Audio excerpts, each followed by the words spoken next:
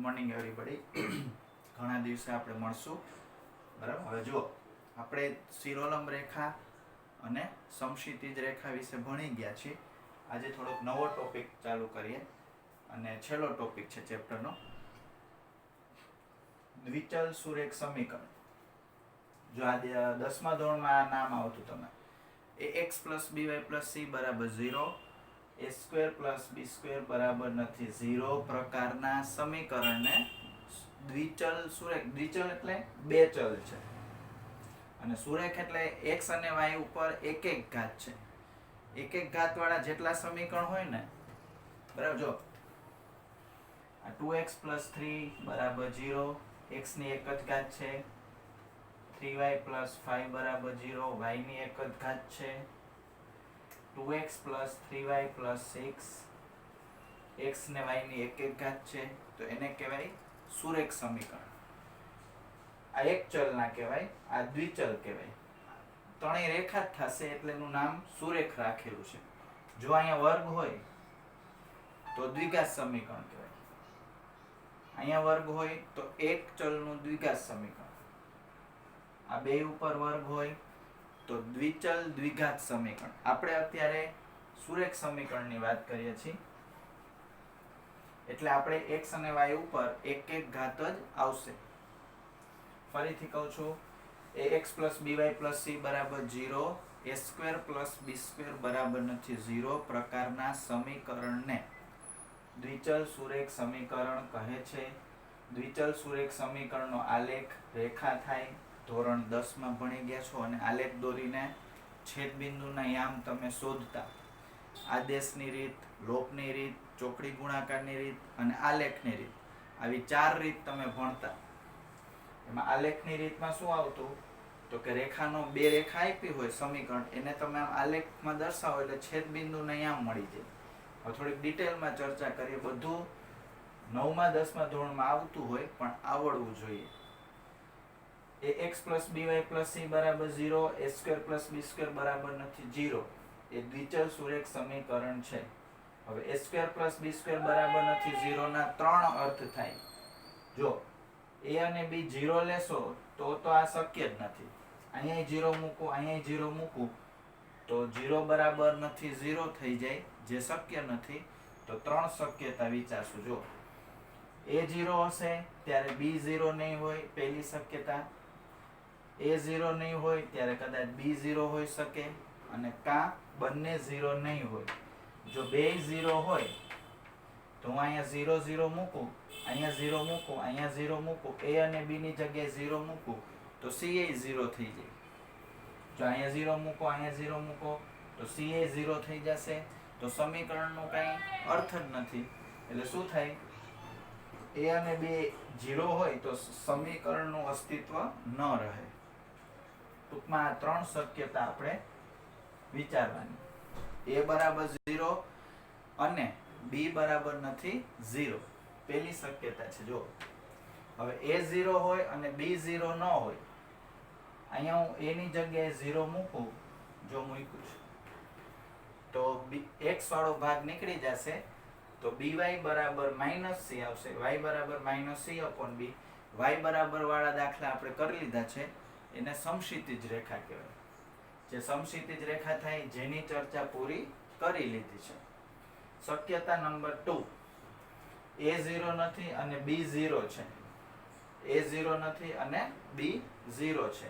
તો જો હું અહીંયા b ની જગ્યાએ 0 મૂકું તો ax + c બરાબર 0, x બરાબર -c/a અને x બરાબર વાળા દાખલા આપણે કરી લીધા છે.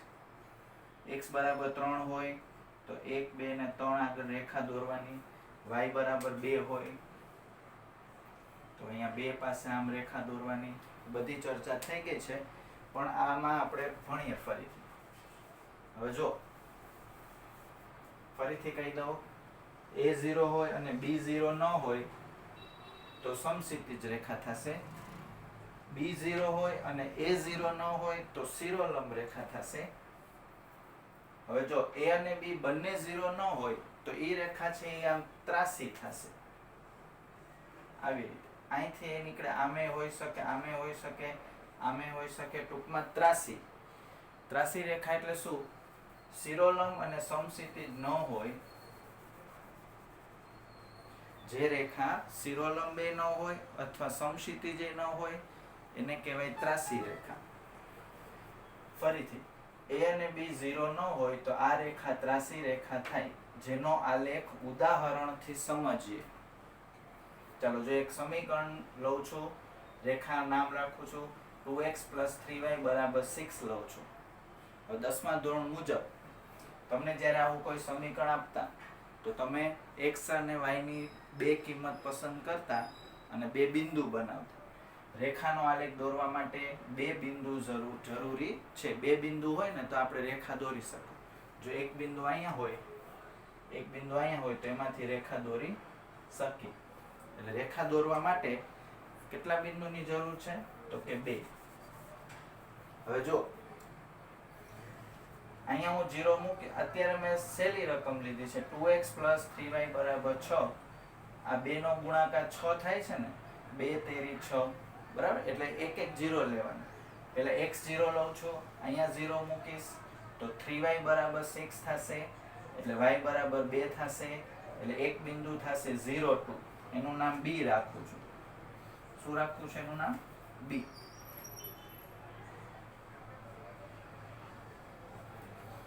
ફરીથી કહું, જ્યારે આવી રીતે હોય ને 2 તેરી 6, 3, અહીંયા 5, અહીંયા 15, ત્યારે એકવાર x0 લેવાનું, એકવાર y0 લેવાનું. x0 લેશો તો y ની કિંમત 2 આવશે, એટલે એક બિંદુ થશે 0, 2. y0 લેશો ત્યારે x ની કિંમત 2 આવશે, સોરી, y0 લેશો ત્યારે 2x 6 થશે, તો x થશે 3. એક બિંદુ થશે 3, 0, 3, 0 અને એક બિંદુ થશે 0, 2. x યામ પહેલા y યામ પછી, x પહેલા y પછી, એટલે 3, 0 અને 0, 2. હવે 3, 0 અહીંયા આવશે 1, 2, 3, એટલે અને 0, 2 અહીંયા આવશે 2 પાસે, અને આ એક રેખા. તો આ રેખા AB છે, એ હવે હું આમ બોલી શકું. જો આમ રેખા AB કરી પછી બે ટપકા કરવાના અને એની બાજુમાં લખવાનું આવી રીતે, બરાબર? તો જો આ એક થઈ ગયું. તમને અત્યારે એટલી વસ્તુ સમજાઈ ગઈ કે રેખા 3 પ્રકારની હોય: શિરોલંબ, સમક્ષિતિજ અથવા ત્રાસી. ત્રાસી રેખા તો ઘણી રીતે દોરી શકો, આમ, આ રીતે. શિરોલંબ રેખા બધી આવી હોય, જો શિરોલંબ રેખા બધી આવી હોય ઊભી. સમક્ષિતિજ રેખા બધી આ રીતે હોય, અને ત્રાસી રેખા આમે હોય, ઘણી બધી રીતે દોરી શકો. ત્રાસી રેખા ઘણી બધી હોય, પણ એમાં A અને B 0 ન હોય, ઉગમ બિંદુમાંથી પણ દોરી શકો. તો આ થઈ ગયું થોડીક દ્વિચલ સુરેખ સમીકરણ છે, એની મેં તમને થોડીક માહિતી આપી.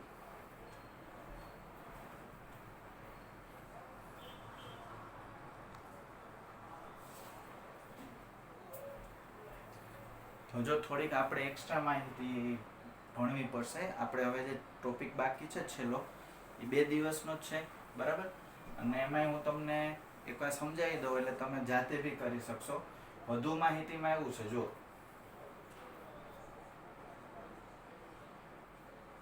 રેખા પર બે બિંદુઓ તમને આપેલા હોય, બે બિંદુઓ A x1 y1 અને B x2 y2 આપેલ હોય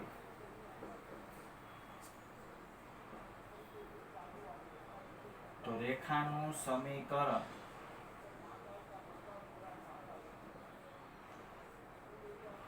તમે રેખા AB છે ને એનું સમીકરણ આ રીતે બનાવી શકો. જો x ઓછા x1 છેદમાં x2 ઓછા x1 બરાબર y ઓછા y1 છેદમાં y2 માઇનસ y1. હવે તમને હું સમજાવું. આ જે આપણે રેખાઓ ચેપ્ટર છે, તમે અનુક્રમણિકા જોશો ને એમાં એક ચેપ્ટર છે, એમાં આ બધું આવશે, પણ અત્યારે હું તમને થોડુંક એડવાન્સમાં સમજાવું છું. રેખા AB છે, એનું આ બે બિંદુ હોય ને તો રેખા AB નું સમીકરણ આ રીતે આપણે બનાવી શકીએ. જો એક ઉદાહરણથી સમજીએ. આ સાચું છે કે ખોટું એ સમજીએ. જો ઉદાહરણથી સમજીશું. હમણાં આપણે એક રેખાનું સમીકરણ લીધું હતું 2x + 3y = 6. આ એક રેખાનું સમીકરણ છે 2x + 3y = 6. હવે એમાં હું પહેલા x0 લઉં છું.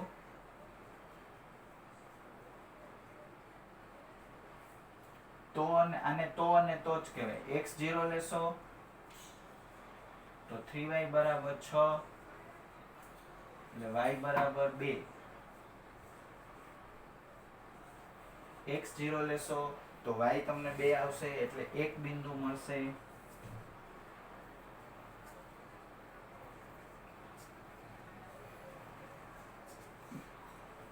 0, 2. હવે એવી રીતે બીજું એક બિંદુ ગોતીએ.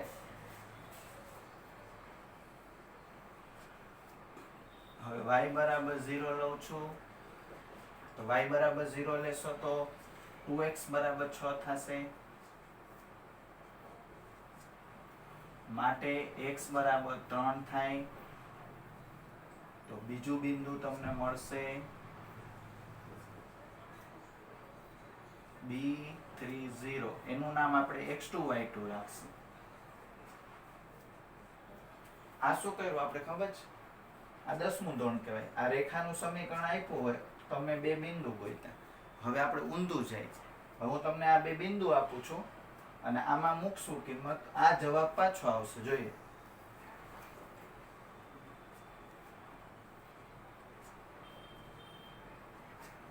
બે બિંદુઓ x1 y1 છે આપણી પાસે 0, 2 અને x2 y2 છે 3, 0. તો રેખા AB નું સમીકરણ આપણે આ જ આવશે જવાબ. ગેરંટી દઉં. જો આ જવાબ ના આવે તો હું ભણાવવાનું મૂકી દઈશ, પણ આની મદદ લેવી પડશે. તો જો સ્ટાર પરથી રેખા AB નું સમીકરણ. સ્ટાર પરથી રેખા AB નું સમીકરણ શું છે? જો પેલા લખો x - x1 x2 - x1 y - y1 y2 - y1. બરાબર. હવે જો x1 એટલે અહીંથી જોતા જાવ. x1 એટલે 0, x2 - x1 એટલે 3 - 0, y1 એટલે 2, y2 - y1 એટલે 0 - 2. તો x ના છેદમાં 3, અહીંયા આવશે y - 2 છેદમાં -2. બરાબર. હવે -2 અહીં સામે ગુણશું. -2x બરાબર 3y - 6. 3y - 6. હવે જો 2x આ બાજુ લઈ લ્યો, 6 ઓલી બાજુ લઈ લ્યો.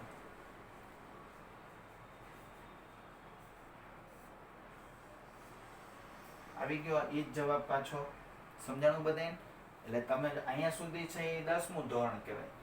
આ બિંદુ, આ રેખા ઉપરથી બિંદુ બનાવ્યા એ 10મું ધોરણ, અને બિંદુ ઉપરથી રેખાનું સમીકરણ બનાવો એ થઈ ગયું 11મું ધોરણ. હવે એક એક્સ્ટ્રા દાખલો કરીએ. જો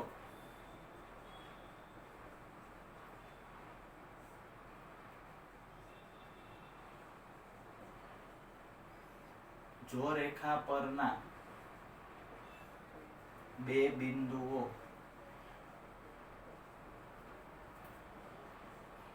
A23 અને B32 હોય તો રેખાનું સમીકરણ શોધો. આપણે રેખાઓ ચેપ્ટર ભણશું ને એમાં તો આવશે જ, પણ અત્યારે જરૂરી છે થોડુંક એડવાન્સમાં શીખડાવું છું. તો જો પેલા ax1 y1 એટલે 2, 3, bx2 y2 એટલે 3, 2. તો રેખા AB નું સમીકરણ x ઓછા x1 બોલવાની મજા આવે એવું છે. x ઓછા x1 x2 ઓછા x1 y ઓછા y1 y2 ઓછા y1.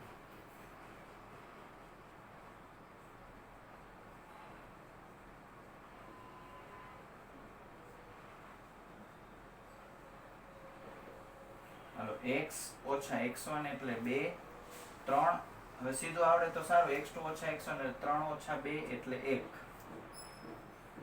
પછી y માઇનસ y1 એટલે 3 અને 2 ઓછા 3 એટલે ઓછા 1 આ માઇનસ 1 અહીંયા ગુણો તો minus x plus 2 y minus 3 તો x પ્લસ y બરાબર 5 જો આ જવાબ સાચો છે એ ચેક કરવો હોય તો x ની કિંમત 2 અને y ની કિંમત 3 2 વત્તા 3 બરાબર 5 થઈ ગયું અહીંયા x ની કિંમત 3 y ની કિંમત 2 તો 3 ને 2 5 થઈ ગયું હજી જો આમાં તમારે કદાચ થોડોક સુધારો કરવો હોય ધારો કે આ જવાબ પાછો જોતો હોય તો હું એક ચેન્જ કરું છું 4 ને 1 લઉં છું હાલો 4 ને 1 5 જ થાય ને આ તો તમને સમજાય એટલે હો જો આ ફરીથી લખશું આપણે પાછો એ જ જવાબ આવશે 2 3 અત્યારે 3 ને 2 5 4 ને 1 5 જ થાય છે એ જ જવાબ પાછો આવશે ફરીથી ચેક કરી બીજી સંખ્યા લઈને x ઓછા x1 એટલે 2 અને 4 માંથી 2 જાય તો 2 પછી y માઇનસ 3 1 માંથી 3 જાય તો માઇનસ 2 આ ઉડી જશે આ માઇનસ ઉપર આપી દઉં તો minus y plus 3 x plus y બરાબર 5 તમે આ બિંદુ બદલાવો એટલે જો અત્યારે તો આ જ જવાબ આવે એવું બિંદુ લીધેલું છે હવે કંઈક જુદું બિંદુ લ્યો તો એવો જવાબ આવશે ટૂંકમાં તમને આ બે બિંદુથી જે જવાબ આવ્યો એ ચેક કરી શકશો 2 ને 3 5 4 વત્તા 1 5 સમજાઈ ગયું આ થઈ ગયું થોડુંક ડિટેલમાં સમજાયું જે રેખા ચેપ્ટરમાં આપણે ફરીથી ભણવાના છીએ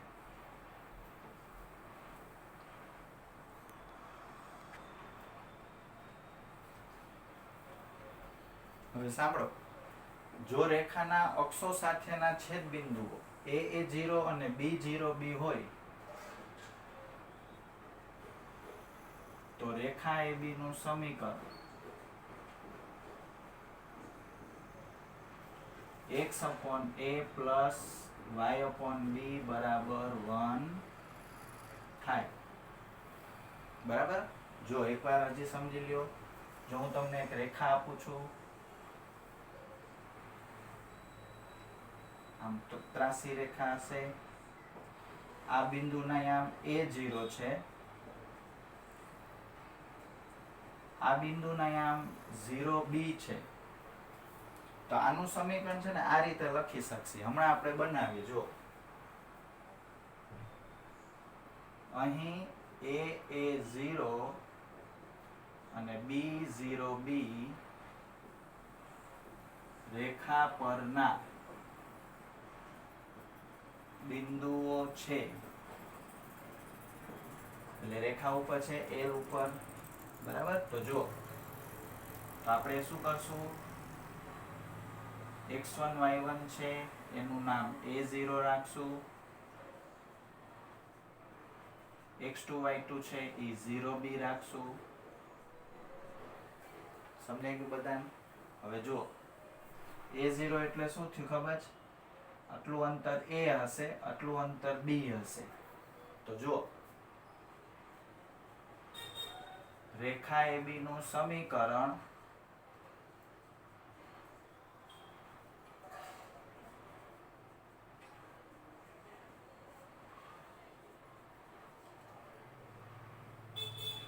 x1 એટલે a પછી 0 માઇનસ a y1 એટલે 0 અને b માઇનસ 0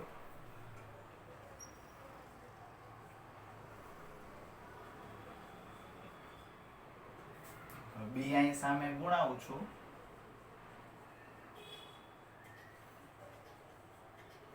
હવે ay ઓલી સાઈડ લઈ લઉં એટલે bx પ્લસ ay બરાબર ab આના જેવું થઈ ગયું જો 2 અહીંયા 3 2 તેરી 6 જેવું થઈ ગયું હમણાં આપણે ઉદાહરણ સમજ્યા ને તો હવે જો ab વડે બધાને ભાગશું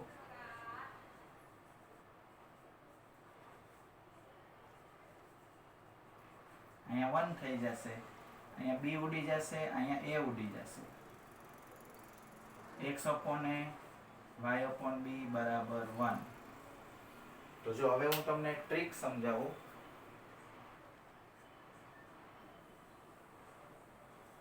ધારો કે મેં રેખાનું સમીકરણ આપ્યું છે 3x પ્લસ એનો આલેખ દોરો. હાલો,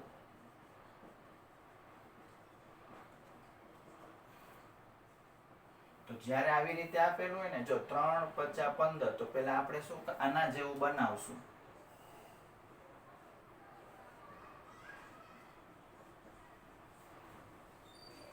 પેલા 15 થી બધાને ભાગશું. 15 થી ભાગશો એટલે 3x ના છેદમાં 15,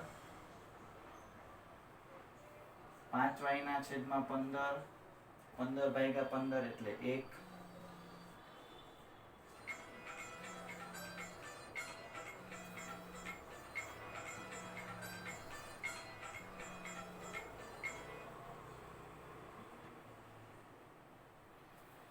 હાલો, હવે જો આ a થઈ જશે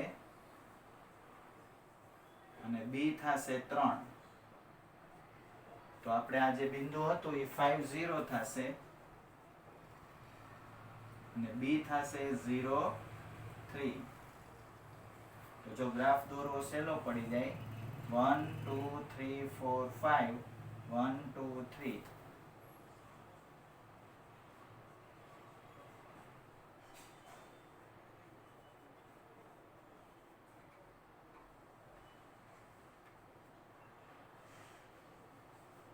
આ થઈ ગયો રેખાનો ગ્રાફ. ટ્રીક છે જો, પણ આ રીતનો ઉપયોગ ક્યારે કરવાનો? જ્યારે તમે અહીંયા જે બે સંખ્યા હોય એનો ગુણાકાર અહીંયા હોય તો. 3x + 5y =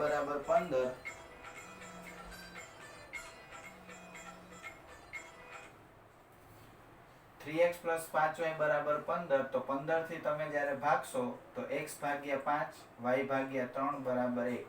a 5 આવશે, b 3 આવશે, એટલે અહીંયા 5 0 આવશે, અહીંયા 0 3 આવશે. સીધો ગ્રાફ મળી જાય. આ એક ટ્રીક છે. બરાબર? આટલું સમજાઈ ગયું?